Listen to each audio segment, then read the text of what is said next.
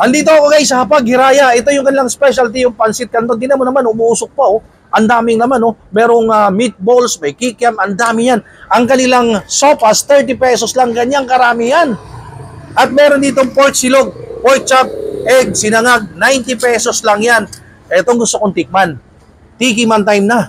Kasi ang ganda na advocacy ng Hapag Hiraya eh. Ang lahat ng proceeds na kinikita nila, mapupunta sa pangarap nilang shelter or sanctuary dahil tinutulong nila sa mga aso at pusa. Tiki man time na. Musok pa.